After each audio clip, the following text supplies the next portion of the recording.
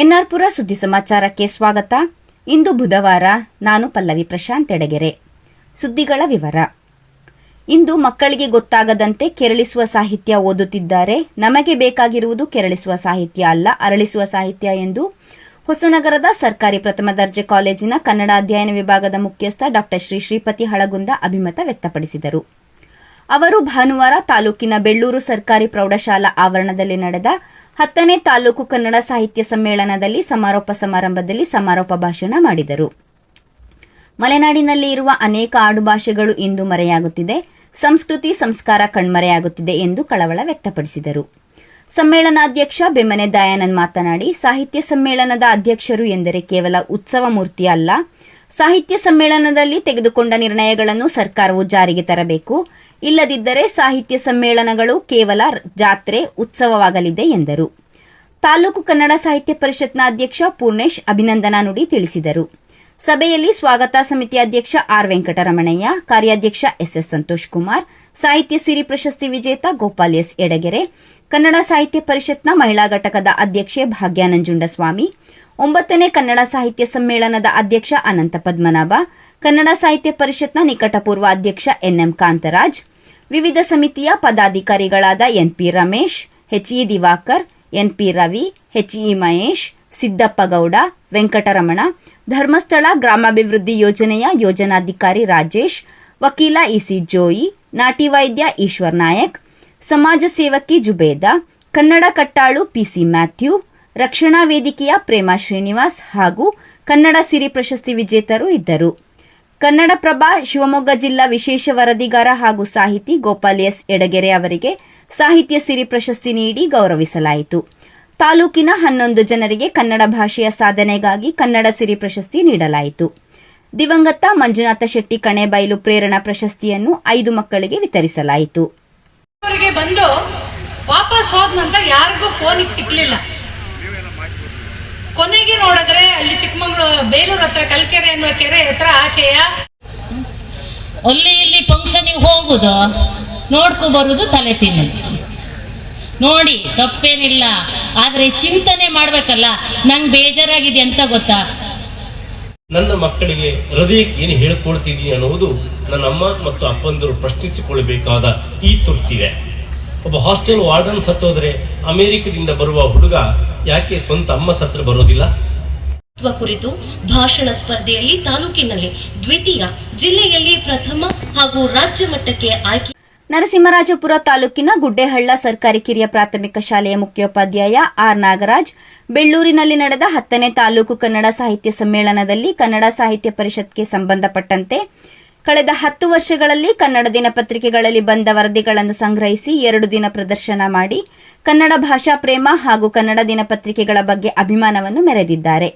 ಸಾಹಿತ್ಯ ಸಮ್ಮೇಳನದಲ್ಲಿ ಪುಸ್ತಕ ಮಳಿಗೆ ತೆರೆದಿದ್ದ ಆರ್ ನಾಗರಾಜ್ ಅವರು ಕನ್ನಡಪ್ರಭ ದಿನಪತ್ರಿಕೆ ಸೇರಿದಂತೆ ರಾಜ್ಯ ಮಟ್ಟದ 3 ದಿನಪತ್ರಿಕೆಗಳಲ್ಲಿ ಬರುವ ಕನ್ನಡ ಸಾಹಿತ್ಯ ಪರಿಷತ್ಗೆ ಸಂಬಂಧಪಟ್ಟ ಸುದ್ದಿಗಳ ತುಣುಕನ್ನು ಪ್ರದರ್ಶನ ಮಾಡಿದ್ದಾರೆ.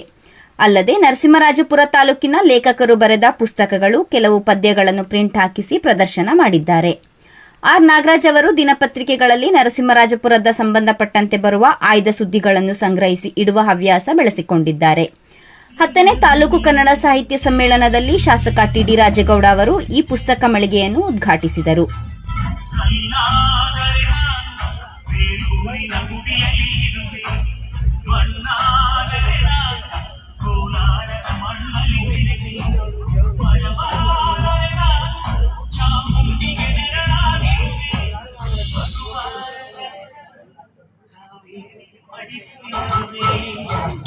ಮತ್ತೆ ಸಾಹಿತ್ಯ ಸಮ್ಮೇಳನ ಯಾವಾಗ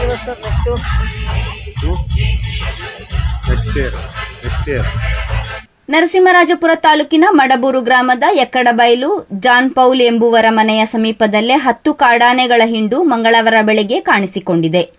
ಬೆಳಗ್ಗೆ 9:30 ಗಂಟೆ ಸುಮಾರಿಗೆ ಜಾನ್ ಪೌಲ್ ಅವರ ಮನೆಯ ನಾಯಿ ಬೊಗಳಿದ್ದು, ಮನೆಯವರು ನೋಡಿದಾಗ ಮನೆಯ ಪಕ್ಕದಿಂದ 100 ಅಡಿ ದೂರದ ಆರಂಬಳ್ಳಿ ಅರಣ್ಯದಲ್ಲಿ ಮರಿಗಳು ಸೇರಿದಂತೆ 10 ಕಾಡಾನೆಗಳು ನಿಂತಿದ್ದವು. ಎಷ್ಟು ಹೊತ್ತಾದರೂ ಕಾಡಾನೆಗಳು ಜಾಗ ಬಿಟ್ಟು ಹೋಗದೇ ಇರುವುದರಿಂದ ನರಸಿಂಹರಾಜಪುರ ಅರಣ್ಯ ಇಲಾಖೆ ಹಾಗೂ ಆನೆ ನಿಗ್ರಹ ಪಡೆಗೆ ತಿಳಿಸಿದ್ದಾರೆ.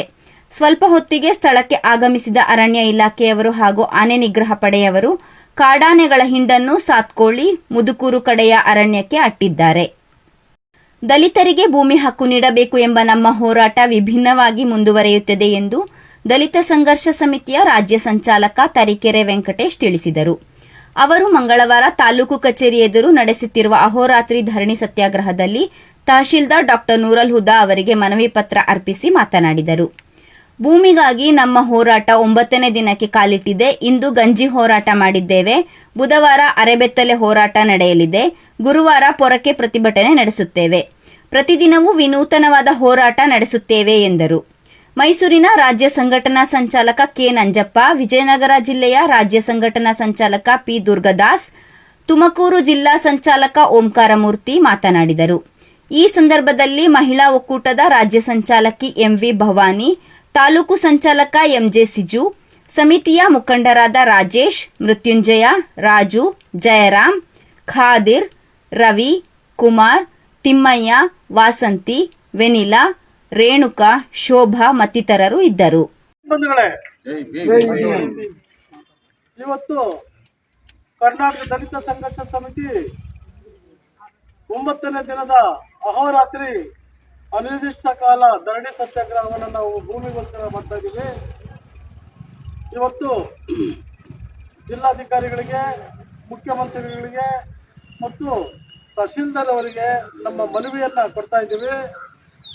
ಏನಂತ ಅಂದರೆ, ಮಾನ್ಯ ಮುಖ್ಯಮಂತ್ರಿಗಳು, ಕರ್ನಾಟಕ ಸರ್ಕಾರ, ವಿಧಾನಸೌಧ ಬೆಂಗಳೂರು ಮಾನ್ಯರ ವಿಷಯ ಭೂಮಿಗಾಗಿ ಅಹೋರಾತ್ರಿ ಅನಿರ್ದಿಷ್ಟ ಕಾಲ ಧರಣಿ ಸತ್ಯಾಗ್ರಹ ಮಾಡುತ್ತಾ ದಲಿತರಿಗೆ ಭೂಮಿ ಕಾಯ್ದಿರಿಸಲು ಭೂ ಕಂದಾಯ ಅಧಿನಿಯಮ 1969 ನಿಯಮ 5 ಅಡಿಯಲ್ಲಿ 50% ಅಂತೆ ಕೋರಿ ಈ ಮೇಲ್ಕಂಡ ವಿಷಯಕ್ಕೆ ಸಂಬಂಧಿಸಿದಂತೆ ಕಾದಾ ಸಂಸ ನರಸಿಂಹರಾಜಪುರ ತಾಲೂಕಿನ ಸುದ್ದಿ ಸಮಾಚಾರಗಳಿಗಾಗಿ ಸದಾ ಕೇಳ್ತಾ ಇರಿ ಎನ್ಆರ್ ಪುರ ಸುದ್ದಿ ಸಮಾಚಾರ.